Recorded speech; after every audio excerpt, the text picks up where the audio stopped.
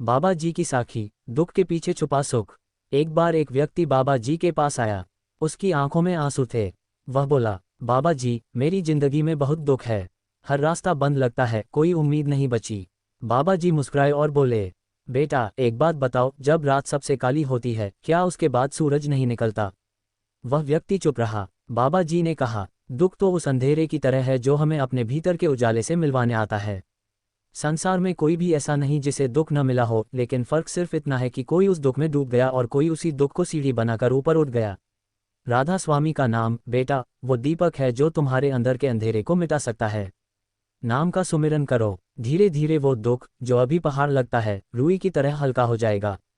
क्योंकि जिस प्रभु ने तुम्हें बनाया है वो तुम्हें दुख में अकेला नहीं छोड़ेगा। बस विश्वास रखो और चल पड़ो उस मार्ग पर जहां आत्मा और परमात्मा का मेल होता है। प्रस्तावना, ये जीवन अनेक रंगों से भरा है, कभी हंसी, कभी आंसू, कभी उत्सव तो कभी अकेलापन।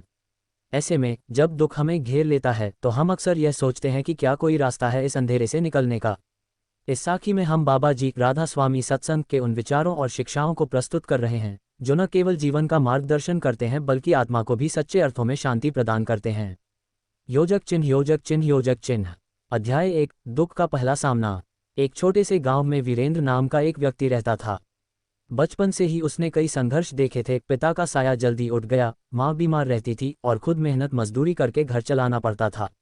वीरेंद्र अक्सर आसमान की ओर देखकर पूछता, हे भगवान, क्या मेरी किस्मत में सिर्फ दुख ही लिखा है? उसी गांव में एक वृद्ध संत रहा करते थे जिन्हें सब बाबा जी कहते थे। एक दिन वीरेंद्र उनके पास पहुंचा और बोला, बाबा जी, मुझे समझ नहीं आता कि भगवान मुझे इतना दुख क्यों देते हैं। बाबा जी मुस्कुराए और बोले, बेटा, दुख ईश्वर का खत है जो वह अपने प्रियजनों को भेजता है क्योंकि वो चाहता है कि वो उसे याद करें। योजक चिन्ह, योजक चिन्ह, योजक चिन्ह। अध्याय 2, सुमिरन की ताकत। बाबा जी ने वीरेंद्र को नामदान दिया और सुमिरन करने का अभ्यास सिखाया। उन्होंने कहा, जब भी दिल भारी हो, आंखों में आंसू हो या दुनिया समझ में ना आए, बस नाम का सुमिरन करना। जैसे जैसे तुम अभ्यास करोगे वैसे वैसे मन शांत होगा, दुख हल्का होगा। वीरेंद्र ने हर सुबह हर शाम सुमिरन करना शुरू किया।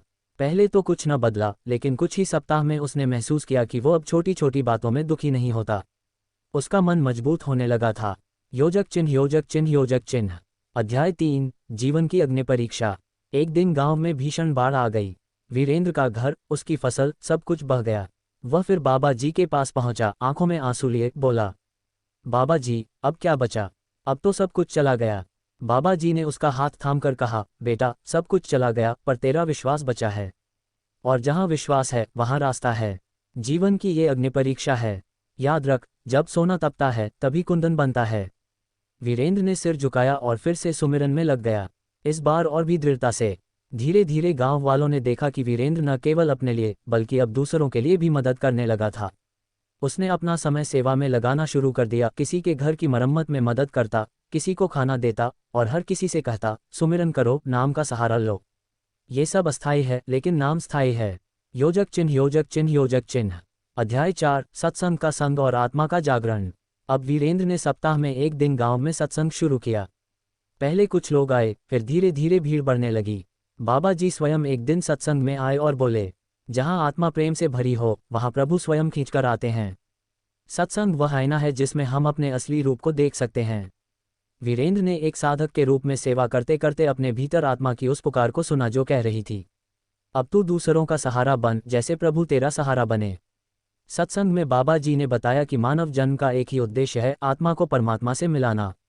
और इसके लिए 3 साधन आवश्यक हैं, सत्संग, सेवा और सुमिरन। वीरेंद्र अब न सिर्फ सेवा कर रहा था बल्कि दूसरों को भी नाम की महिमा समझा रहा था।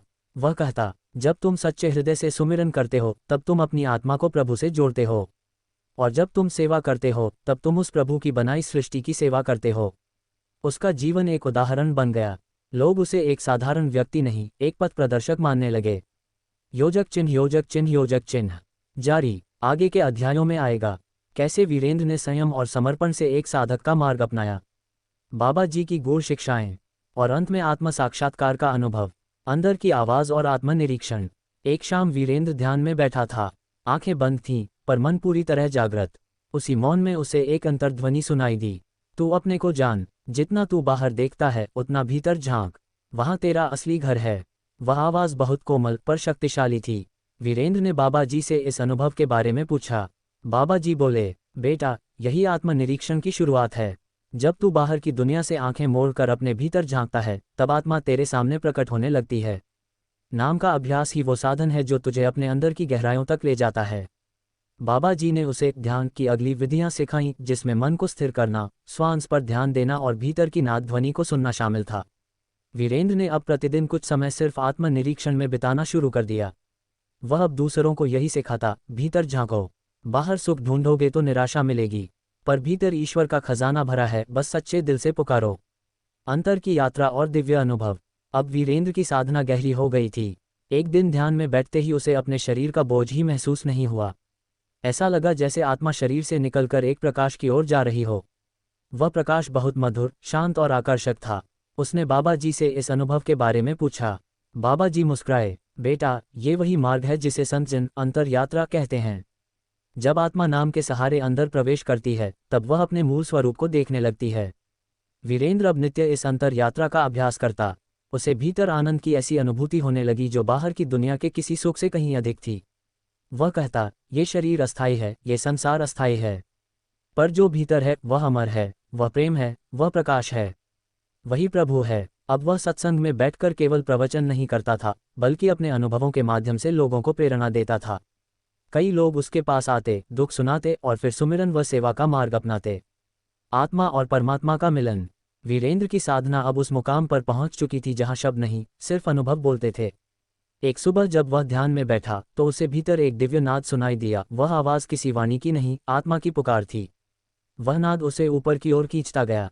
प्रकाश की एक झलक में उसे ऐसा लगा जैसे वह स्वयं प्रभु से मिल रहा हो। उसने अपनी चेतना को एक प्रकाश रूपी बिंदु में केंद्रित पाया और वहां एक असीम प्रेम और आनंद का अनुभव किया। न कोई डर, न कोई दुख, बस एक अद्वितीय शांति। जब ध्यान से बाहर आया तो उसकी आंखें नम थीं, लेकिन यह आंसू वे नहीं थे जो दुख से आए हों, बल्कि यह उस मिलन के थे जिसे आत्मा वर्षों से खोज रही थी। बाबा जी से मिलने पर उसने अपना अनुभव साझा किया। बाबा जी शांत भाव से बोले, बेटा, यही सच्चा मिलन है, आत्मा का अपने स्रोत से जुड़ जाना। यह कोई कल्पना नहीं, ये वास्तविकता है, और इस मार्ग पर तेरा चलना अब भी शुरू ही हुआ है। अब तुझे इसी अनुभूति को स्थायी बनाना है। वीरेंद्र ने पूछा, बाबा जी, क्या ये सबके लिए संभव है? बाबा जी बोले, हाँ, यदि साधना सच्ची हो, हृदय पवित्र हो और सेवा भाव गहरा हो, तो यह अनुभव हर आत्मा को मिल सकता है। परमात्मा किसी को भेदभाव से नहीं देखता, वह तो बस प्रेम का भूखा है। अब वीरेंद्र का जीवन पूरी तरह बदल चुका था। उसकी हर बात में विनम्रता थी, हर कर्म में सेवा और हर श्वास में प्रभु का नाम। उसका जीवन अब केवल उसका नहीं रहा, वह एक माध्यम बन चुका था उस दिव्यता के प्रचार का जिसे वो अनुभव कर चुका था। समाज में सेवा का दीपक। अब वीरेंद्र के जीवन का उद्देश्य केवल आत्मा की मुक्ति नहीं, बल्कि दूसरों के जीवन में भी प्रकाश फैलाना बन चुका था। जिस गांव में कभी वह स्वयं दुखों से घिरा था, अब वही गांव उसकी सेवा और प्रेम का केंद्र बन गया था। उसने गांव में एक सत्संग भवन बनवाया जहां प्रतिदिन सुमिरन, सेवा और साधना की बातें होती। हर उम्र का व्यक्ति वहां आता, बच्चे, युवा, बुजुर्ग, और जीवन को समझने के नए दृष्टिकोण पाते। वीरेंद्र का मंत्र था, जो मिला है बांट दो, जो जाना है सिखा दो, जो अनुभव किया है बांध मत लो, बहने दो। एक दिन एक महिला आई जो बहुत दुखी थी। उसका बेटा नशे का शिकार हो गया था। आंखों में आंसू, हृदय में टूटन। उसने वीरेंद्र से पूछा, बाबा, क्या मेरा बेटा कभी ठीक होगा? वीरेंद्र ने उत्तर दिया, जहां नाम है वहां राह है। तू सुमिरन कर, सेवा कर और उसे प्रेम से छू। उसे दोष मत दे, उसे दिशा दे। उस महिला ने वीरेंद्र की बात मानी और धीरे धीरे उसका बेटा सत्संग में आने लगा। नशा छूटा, जीवन बदला और माँ बेटे दोनों सेवा में लग गए। वीरेंद्र अब केवल एक साधक नहीं रहा, वह समाज का मार्गदर्शक बन गया। उसकी एक मुस्कान, एक बात, एक स्पर्श लोगों को नया जीवन देने लगा। योजक चिन्ह, योजक चिन्ह, योजक चिन्ह। बाबा जी का संदेश। एक दिन सत्संग के बाद बाबा जी स्वयं मंच पर आए और बोले, यहाँ बैठा हर व्यक्ति एक दीपक है। प्रश्न यह नहीं कि तुम जलते हो या नहीं, प्रश्न यह है कि क्या तुम किसी और की राह रोशन करते हो या नहीं। वीरेंद्र ने वह संदेश अपने हृदय में उतार लिया। अब वह गांव गांव जाकर सुमिरन की महिमा, सेवा का महत्व